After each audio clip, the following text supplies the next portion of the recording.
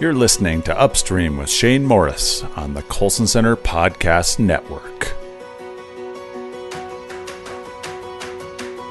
Welcome to Upstream, a podcast of the Colson Center. I'm Shane Morris. In his essay on fairy stories, J.R.R. Tolkien said that well-written stories offer a fleeting glimpse of joy beyond the walls of the world, poignant as grief. It's this belief in the power of stories that inspires some, like my guest today, to attempt their own forays into fairyland. I'm talking with S.D. Smith about why he's decided to dedicate his life to writing these kinds of stories, particularly stories aimed at children. Sam is the author of the hugely successful Green Ember Series. From humble beginnings in the mountains of West Virginia, he became a teller of stories that, while featuring sword-wielding rabbits, aren't really safe for young readers. But I'm reliably told that, like a certain lion, they are good. Sam, welcome to Upstream. Thank you, Shane. Thanks for having me on. Well, the first edition of the Green Ember hit the top spot in Audible's download list, and the subsequent books have just been gobbled up by parents and young readers alike. As someone who hopes to someday dabble a little bit in fiction myself, when did you stop expecting to wake up? When did you stop pinching yourself here? This is the dream, right? Yeah, it was really special. We had pretty modest aims to begin with. I think, you know, you mentioned I'm from West Virginia, so we're Appalachians. You're modest people, right? Well, I think so. I think we've been beat down enough to get some modesty knocked into us. I think so. I think there's definitely an ethic about being careful about getting too big for your britches and that sort of thing. But so the stories were really humble beginning. I started out by telling my kids on our porch and on walks and that kind of thing. So it was sort of like a long, rough draft that the stories came from initially. So when I decided to write them down, compelled by my children, their enthusiasm, my aim was really low. It was like, maybe I'll have sort of an artifact from this time we had together that they could pass down, and it would just be kind of our family thing. So that was a pretty sweet sort of, if all else fails, that's the thing. If nothing else works, and that was good. I really kind of felt good about that. But then, I thought, well, maybe there are other families like us. And so definitely when that started happening, I mean, that was a surprise for sure, and a delight. And there were some moments where, I kept seeing reviews on Amazon and things, and I don't know who these people are. What's going on? I don't know who's buying this.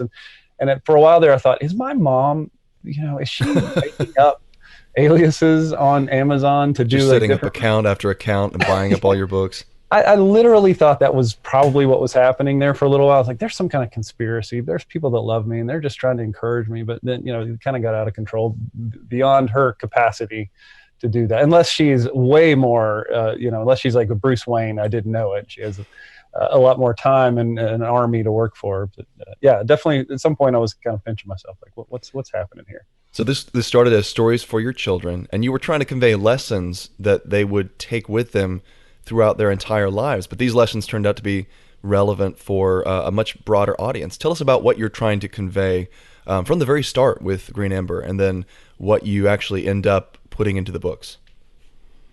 Well, so when they first started, I would say there might have been an element of sort of, they were lessony. They were at the very beginning because our kids were so little. So there was kind of it was a lot simpler and a little bit maybe moralistic kind of at the very, very beginning.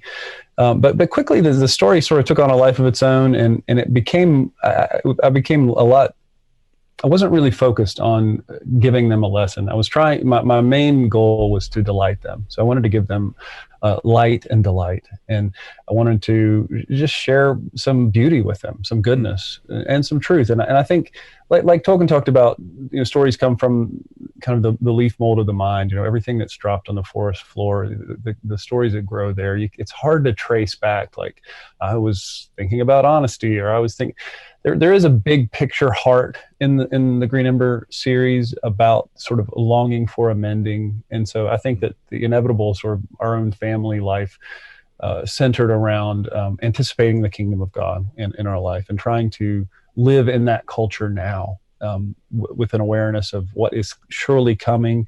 That impacted our family a whole lot. So I think the sort of leaf mold of the stories was infused with that. I mean, that was big for us. But I think there are lots of probably lessons people can take from them for sure. I mean, there's a sibling relationship, there's valor, there's a kind of repentance, I guess. There's loyalty. There's a lot of things that happen, but I think overall, I think the big picture was I want them to themselves as characters who are in a struggle for sure. So there's a lot of relatability. Lewis or Tolkien talked about not like allegory, but like application, that we get these things confused. So I think there's a lot of application in the stories.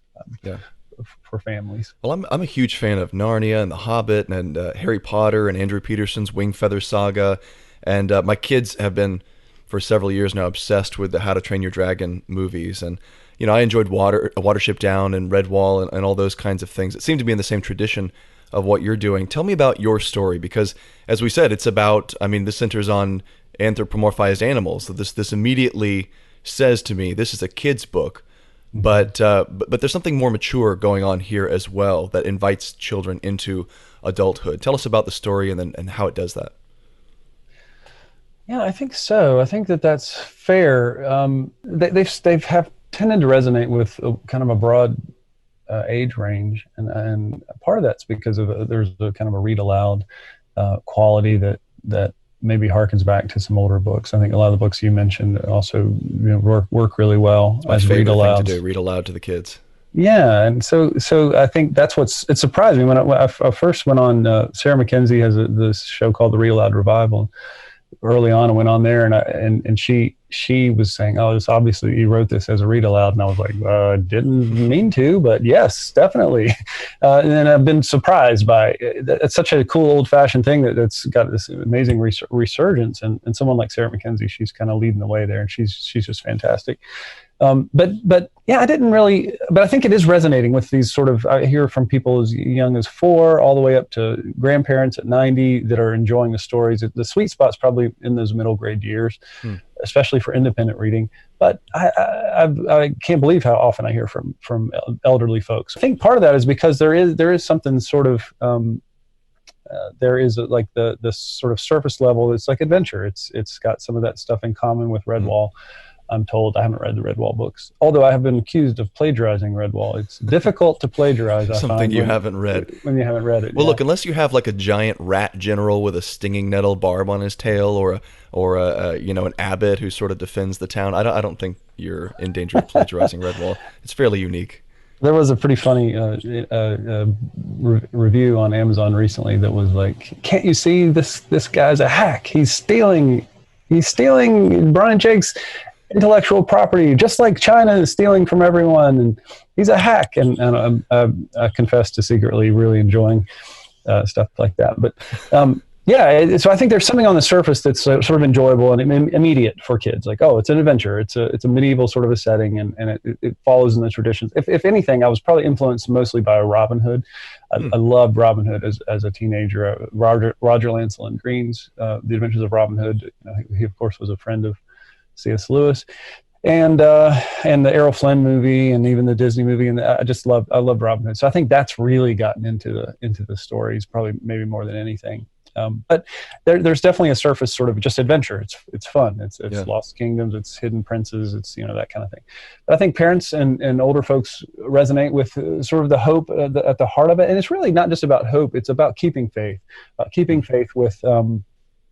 with a cause that's noble, that's just, that's worthy, and finding ourselves. The rabbits are really complex characters. There are rabbits that are sort of betrayed. There are rabbits that are in the middle, and so I think that there's a little bit of meat to sink our teeth into, as so to speak, rabbit meat, as we are for an older audience, and they resonate with that.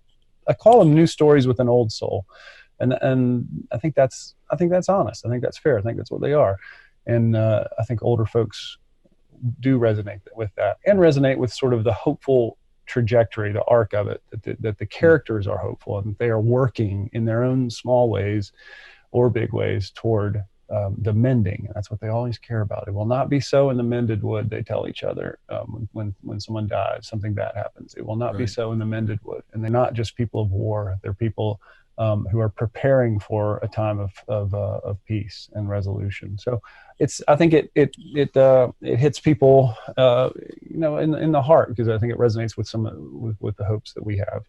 There's a phrase that, or a saying in the story that comes up on a regular basis, and it seems to reach toward that goal of what you're trying to teach people and portray.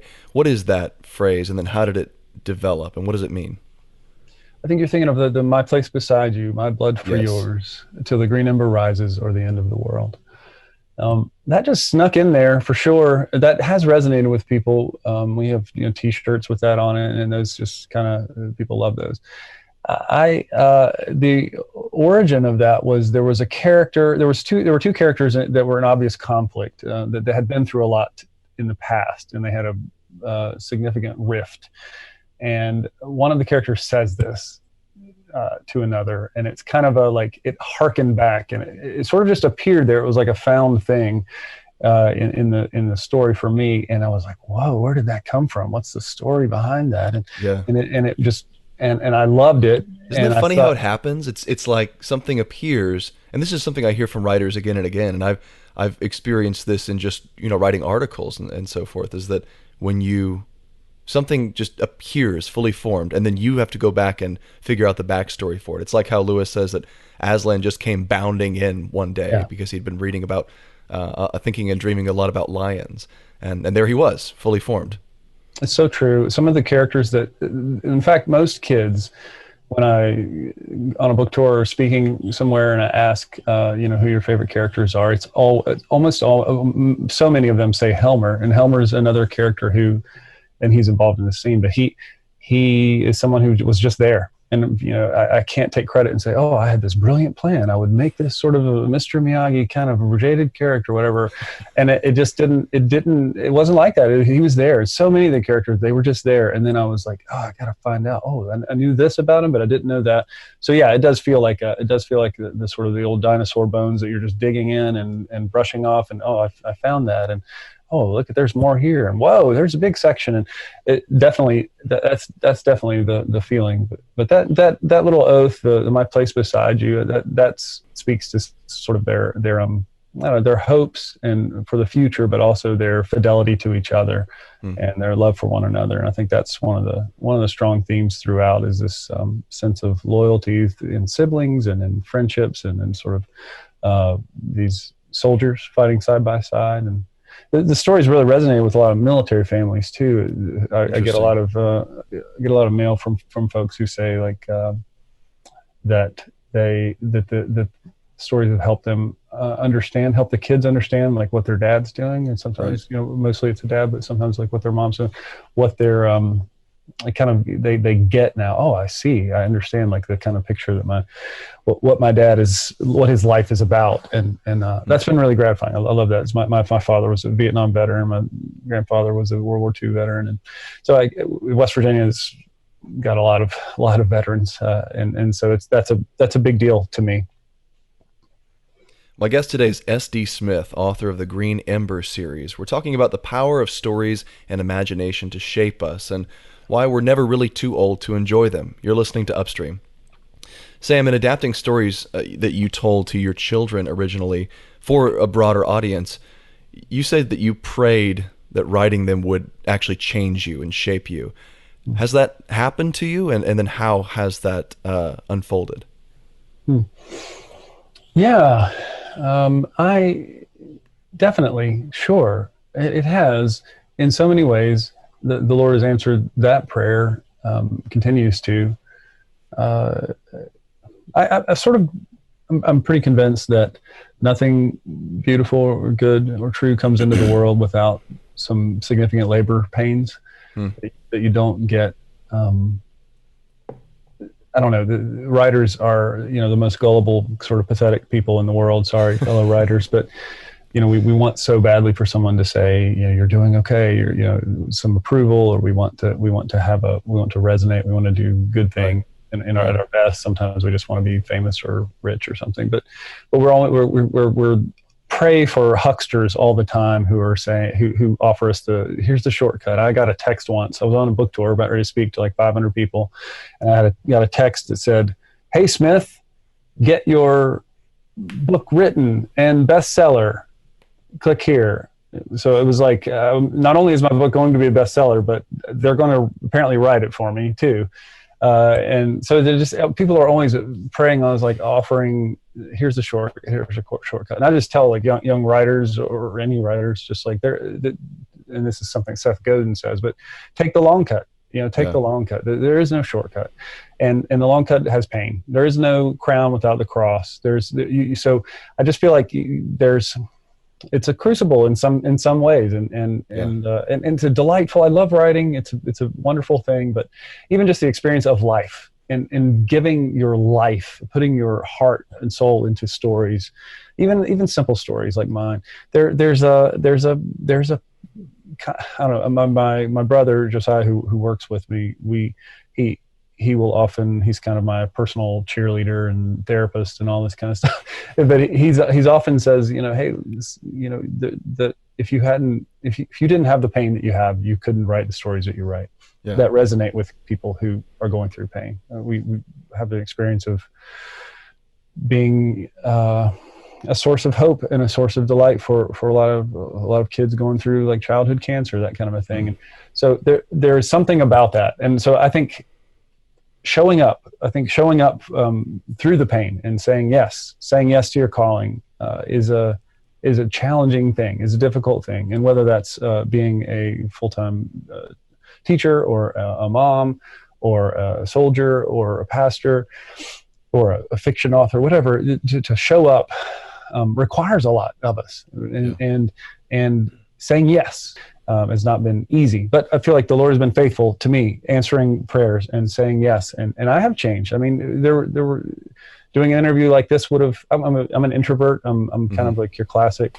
author type in a lot of ways, but I've done book tours, spoken to lots of people. I never would have thought that kind of thing would have been possible. So I've definitely changed. I've definitely grown as a result of this and this experience, and I'm grateful for that. But I don't want to paint it just as like a rosy, like, oh, everything is so easy. It's not. That's not reality. There is always pain, and to me, I would say to folks who are aspiring is embrace it, go for it. Churchill said, if you're going through hell, keep going. And I would just say, keep going, don't turn around, keep Modern going. translation, embrace the suck.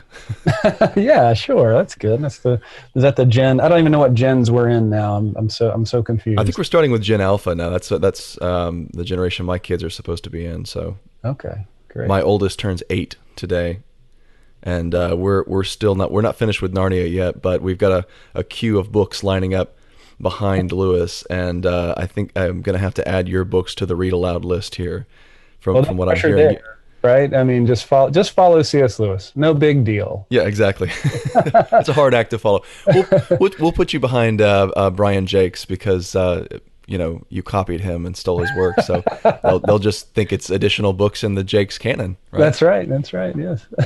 You've said, Sam, that while telling the story, you said this while telling the story of how you chose to be a full-time author, and this struck me in a video on your website. I really love this because I've had the same thought before, that you've often advised kids to make decisions as if they're a character in a story, as if they're the hero of the story, and then to live that way.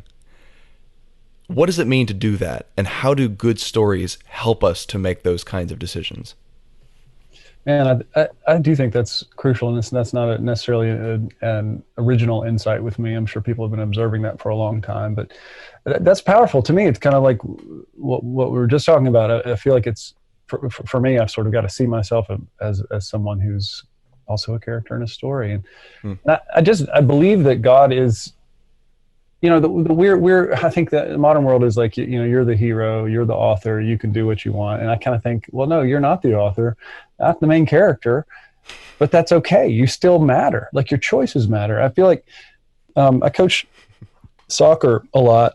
And we used to, I had an under 12 team that I was coaching with one of my sons. And well, that's the crucible. Yeah, as a crucible. But at the end of each practice, we had this sort of quote that we were saying together. So all these 12-year-old boys saying, "You are what you continually do. Excellence, therefore, is a habit." So these kids are quoting Aristotle out on the soccer field. The soccer moms were calling me Socrates, which was great. And but I do believe that you are what you continually do. I just got that. It took you a while. Okay. Socrates.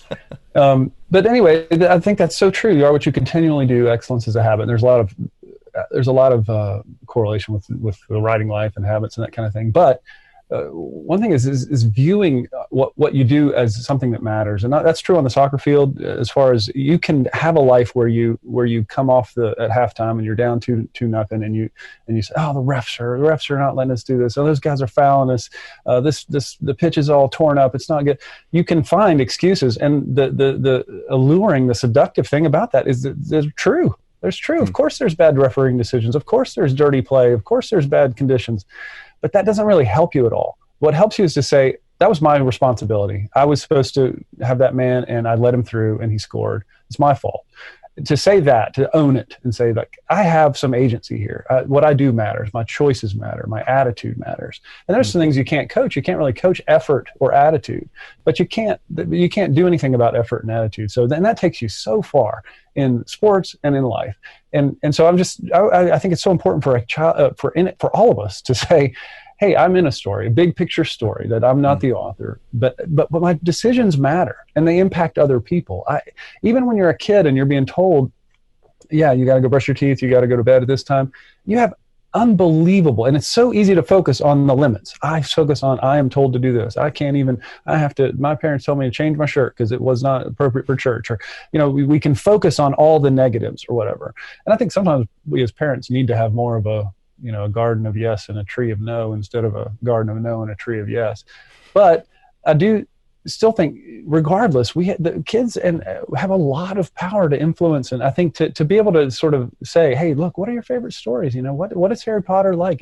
What would Harry Potter be like without Harry? What would these stories be like if these people made different choices? And that you're in a story, a more interesting story than anything you've ever read. And there is a real, the St. George and the Dragon, like there's someone better than St. George, or someone scarier than the dragon, and your choices in this whole life, in your life matter.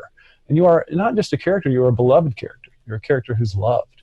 And you're free in a sense. So, act like someone who's free, act like someone who is loved, and act like someone whose choices matter, for yourself and for others. And yeah, I find that compelling for myself, and I hope that, and I believe that's compelling for kids as well. Lewis spoke of stories like this helping Christianity, or the truths of Christianity, sneak past the watchful dragons on the imagination. Yeah. People learn things without necessarily understanding that they're learning them. And I would say I've learned more about being a moral and courageous and good person from fiction than I have from didactic instruction, books on the Christian life. And there's certainly a place for that. So many of the best authors wrote both, like Lewis. Everything that you find in his fiction seems to be also in a corresponding nonfiction or an essay. But it seems like stories really do have the power to do that, to get past the watchful dragons that guard your imagination, and to inspire you in a wordless way, in a way that you can't necessarily articulate, and yet it sinks deeply into you, and it enables you to be a different person. And that's what I find when I look at Scripture. I see not a list of didactic doctrines that you have to believe, although I'm Presbyterian. We love making confessions and lists of doctrines that must be believed, of credenda. But at the end of the day, the Bible is a series of stories. And then when God became a man, he chose to start telling stories to help illustrate his points to people, and to sneak past those watchful dragons. And that's why I'm such a big believer in the power of stories. And I know you are too. And I want to get this message across to people. How do you think we can, how would you approach someone who said, stories are a waste of time? We should just be instructing people in the truths of the faith. What would you say to someone who raised that objection? I would say, Listen to Shane. He knows what he's talking about. I so resonate with what you said. I mean, I feel like what you get with sort of the reduction. I'm with you. I love doctrine. I love theology. I don't actually like it when artistic types like me or writers are like down on theology, down on doctrine. Right. I think truth is important, worth fighting for, and I think it's an anchor. I just think that Brian Brown said that truth and beauty will live together or die apart, and I feel like truth, beauty, and goodness go together, and I feel like with a story, you don't lose truth, you gain meaning. So it's addition without subtraction. So you can say God is love, or you can say God is powerful. You can say God is powerful. That is a true statement, but it is meaningless apart from stories. So you have to have the creation of the world. You have to have the parting of the Red Sea. You have to have the healing of Jairus' daughter. You have to have those things so that you can know what it means. What does it mean to love? What does it mean? So you gain meaning with stories, and you do not lose truth. And I'm all for saying, like, this is true. You know, Jesus is fully God and fully man. And that's absolutely essential that we hold on to that truth. That's great. But you don't even know what that means without the story, without the Gospels, without the gospel. So I feel like it's absolutely essential. I wouldn't look at the value of stories as a reduction or as a distraction or as a focus on lies. I think it's the opposite. I think it's in harmony with the way God has communicated throughout history, as you said, both in his word and in his actions. Everywhere you look, there's beauty and there's a sunset. I think the best apologetic is not in words. It's in deeds of love, I think, and in beauty. And I think you need them all. I'm a big Bible. I love the Bible so much. I think it's the, where else can we go? You have the words of life, St. Peter says to Jesus. And that's how I feel. There's nowhere else to go. Love the word of God. But you're reducing the word of God when you eliminate the power of stories. You are retaining, you are doing an autopsy on a dead body instead of letting a living being walk. So I think it's so powerful. And like Lewis said, that getting past those watchful dragons of the intellect, he talks about the intellect being the organ of truth, but the imagination is the organ of meaning, the order of meaning. That the meaning, imagination is so important. It's a capacity that we all have, but we have to see that as valuable. And I think when the prophet Nathan is trying to convince David of his sin, he doesn't say, "Hey, listen, man, it's wrong to commit adultery, and this is what you did." He doesn't do that. He tells him a story about a lamb, and David wants to kill the guy. And David's moral intuitions just come blazing out. No inhibitions. Yeah, he's like, who is and Nathan, you are the man. It's you. And it's so powerful. I mean, that's a one way of using story. It doesn't mean that's the way we have to use stories all the time. Gotcha. At the end of the Green Ember series, there's actually a big gotcha. It's like, you are the man. You did all this. Go and repent. So I see the Christian worldview as being very comprehensive. It's actually a lot of other worldviews are really limiting. And so I think when we think like, Christians can't do this, they can tell a story, but it has to have a conversion scene where you now win the championship and your wife gets pregnant and everything. Like everything has to be perfect. Like that's not the only that can work. Those are kind of, but there are, read about Absalom, read about Mary, Hannah, and Elizabeth. There's all kinds of different kinds of stories that have suffering, and there are like stories that are more than PG-13, in the story, in the scripture. The worldview of scripture is very comprehensive. You can tell a lot of different kinds of stories and be faithful, I think. And my friend Heidi Johnson, she has this great quote. She says the best stories, and she's thinking particularly of fantasy or that's fiction that's influenced with a strong biblical worldview. She says they are not an escape from reality. They are an escape into reality. And I want to write stories.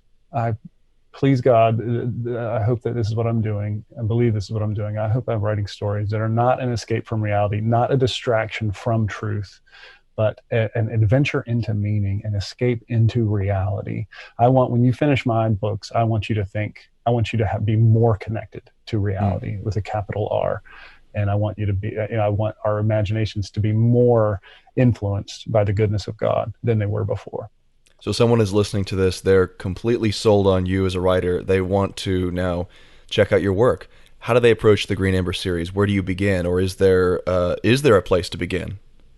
There is, yeah. I've got a recommended reading order, like Lewis. We are all for the publication order. If you start with the Green Ember, you're fine. The Green Ember is the one to start with. And on my website, I have a little FAQ, sdsmith.com/FAQ, that has the recommended reading order. It is a little bit weird because it kind of goes back and forth. There are 4 main books, sort of the main Green Ember: book 1, book 2, book 3, and book 4. But then there are some like maybe like Old Testament or sort of history books that go back a few years. That sort of, one of them started as explaining that oath, my place beside you, my blood for yours, till the green ember rises or the end of the world. I wrote a book to basically explain where that came from, where that started, and then I wrote a sequel to that. And then there's some side adventures as well, and I've got a new one coming out very shortly as well in that series. So yeah, the world's kind of big. It's kind of a little bit of it's like a big universe to play in. I like leaving little breadcrumbs here and there, and then going back and finding out about them, what happened. So yeah, but you can start with the Green Ember and you're good to go. And then you go back and read the Rabbit Silmarillion. Right. I mean, my Silmarillion is very short, though. The short books are the old books. So I've on a list of books that people say they've read but actually haven't, Silmarillion has to be near the top. I mean, the Bible's in there as well, but yeah, it's like, yeah, I've read the Silmarillion. Didn't get past the first 3 chapters. Exactly. That's so true. Well, my guest today has been S.D. Smith, author of the Green Ember series, and a great believer in story and in its power to shape the heart and imagination of young and old alike. You can check out his work at sdsmith.com and dive into the imaginative and unmistakably Christian world he's created. Sam, thanks so much for joining me today on Upstream. It was my pleasure to talk with you today, Shane.